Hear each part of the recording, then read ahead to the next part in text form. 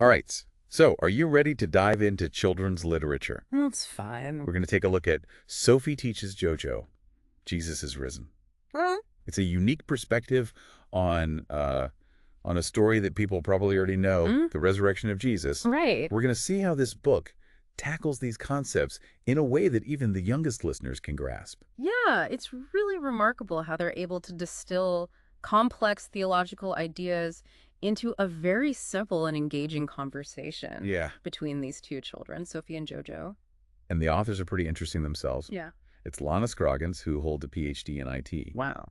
And a 9-year-old Sophie Kate Antley, who you can tell loves surfing and soccer and just being a kid. Yeah, it seems like a really good blend of like academic rigor and youthful wonder. Right. It's not just a retelling of the Easter story, but also an exploration of faith through the eyes of a child. Yeah, so let's jump into the story. Okay. It starts with Palm Sunday, and you can practically hear the cheers of Hosanna Yeah. as Jesus enters Jerusalem. And the book really paints a picture of excitement, like a parade. You just want to be there. You want to be there, yeah. Yeah. But then it shifts gears really quickly. Yes, from the celebration of Palm Sunday to that somber scene in the Garden of Gethsemane where Jesus is arrested. Right. I mean, that's a big shift, Yeah. even for adults.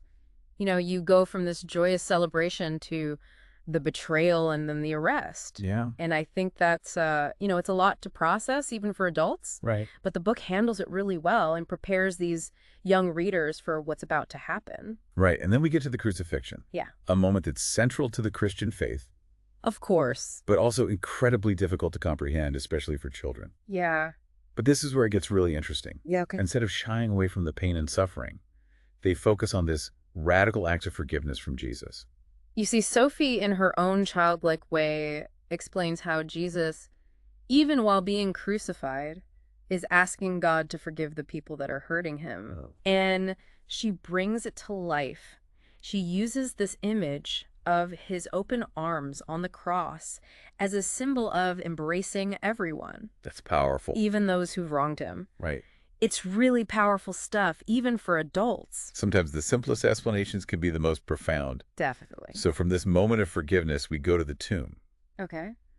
And the authors build this incredible suspense. Oh. They describe the heavy stone Mm-hmm. being rolled in front of the entrance, Yeah. the women going to visit, Mm-hmm. and then the appearance of an angel. Like setting the stage Yeah. for the big reveal. The anticipation is building. Yeah, what's going to happen next? And boom, the tomb is empty. Empty. But here's the thing. What's that? Even Jesus' own disciples don't believe it at first. Oh, wow. They're skeptical, Yeah. which honestly makes the story even more relatable. I mean, I think I would be a little doubtful, too, if Yeah. someone told me that. I'd be like, wait a second. Yeah. Are you sure? So that disbelief makes the eventual acceptance even more powerful. Absolutely. It's like a testament to that transformative nature of faith. Yeah. That idea that believing in something bigger than yourself requires this leap of trust. You have to embrace the impossible. Yeah. Yeah. It makes you stop and think. Right. So after the initial shock wears off, Hmm. Jesus appears to the disciples Yeah. and gives them their mission to spread the good news. And this is where I think we see a parallel to the book itself. Oh, yeah. You know, Sophie, in writing this story, is also spreading this message of Jesus's love and resurrection, Yeah. just like the disciples. Right. It's a beautiful example of how even a child can be a messenger of faith. Yeah. Yeah. That's amazing. Mm-hmm. And it's fascinating how Sophie, through her simple storytelling, reminds us that faith is about more than just reciting doctrines or following rituals. Right. It's really about sharing this message of love and hope. Yeah. And that brings us to JoJo, Yeah. JoJo. who up until this point has been listening to Sophie's account of Jesus's life, death, and resurrection. And what's so compelling about JoJo's character is that he's not just passively listening. He's actively engaging with the story, Right. asking questions. Yeah, grappling with the concepts. Yeah. And ultimately, his heart is transformed Right. by what he hears. Yeah. And what's striking is how the book handles JoJo's conversion. It's not this sudden dramatic event. Right. It's a very gentle unfolding, a gradual opening of the heart. Yeah. And he starts by asking questions about Jesus.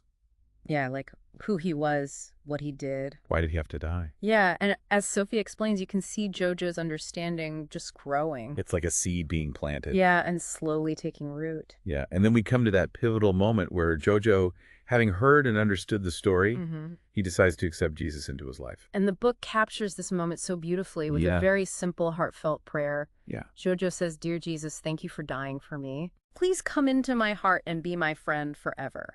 There's an honesty in that prayer Yeah, that just gets you right in the feels. it really does. It reminds us that faith at its core is about that personal connection Yeah, that relationship. with something larger than ourselves. Exactly. And the book doesn't shy away from showing that joy Right. comes with that connection. After JoJo prays, he wants to tell everyone he knows about Jesus. Yeah, he's filled with this infectious enthusiasm. Yeah, it's that feeling you get when you discover something amazing. And you just can't wait to share it. And you just have to tell the world. It's so great. You know, it's easy to dismiss children's books as being simplistic or overly sentimental. Right. But this book reminds us that sometimes the most profound truths Mm-hmm. are found in the simplest of stories. Absolutely. And what I find particularly interesting is how it weaves in elements of education Yes. and entertainment without ever feeling preachy. It never feels didactic. No, at the end there are these fun activities like Sudoku puzzles and math problems. Yeah, all themed around the Easter story. It's a very clever way to reinforce the message. Yeah, you're learning without realizing it, Right. which is, in my opinion, the best way to learn. It reminds me of something we've talked about before, What's that? the importance of multisensory learning.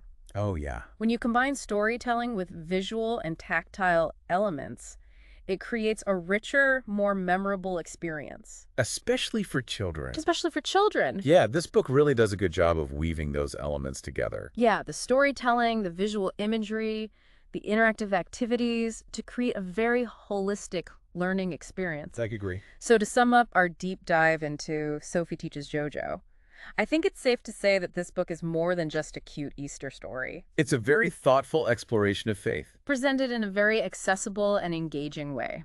And what's remarkable is it does this without ever talking down to the audience. Right. It treats children as intelligent, curious individuals who are capable of grappling with those big questions. And forming their own understanding of the world. Exactly. Which brings us to a question I'd love to explore with you. Okay. What can we as adults learn from this childlike approach to faith?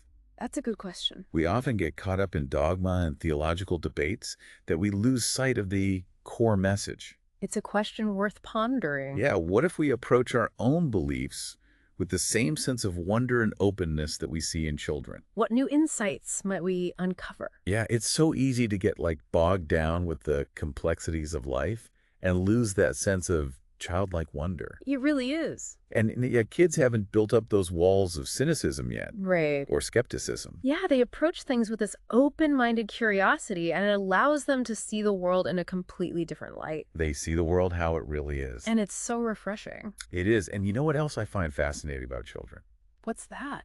They're not afraid to ask questions. That's true. Even the questions that might seem silly or obvious to us as adults. Yeah. It's so crucial because those simple questions can really force us to re-examine our own assumptions. Right. And think about things from a fresh perspective. Yeah, and it challenges us to articulate our beliefs in a way that even a child can understand. Yeah.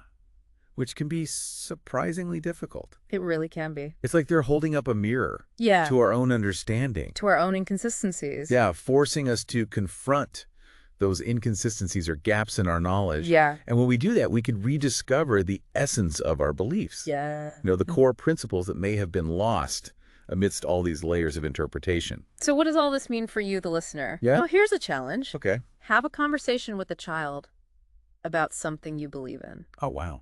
whether it's faith or a personal philosophy or just a strong conviction. Yeah. Try to see the world through their eyes, even if it's just for a little while. I might feel awkward at first. Oh, yeah. So Especially if you're not used to talking about these things in a straightforward way. Yeah. But trust me, it's an incredibly rewarding exercise. You might be surprised by the insights that you gain about your own beliefs and about the power of a child's perspective. I think so too. Yeah.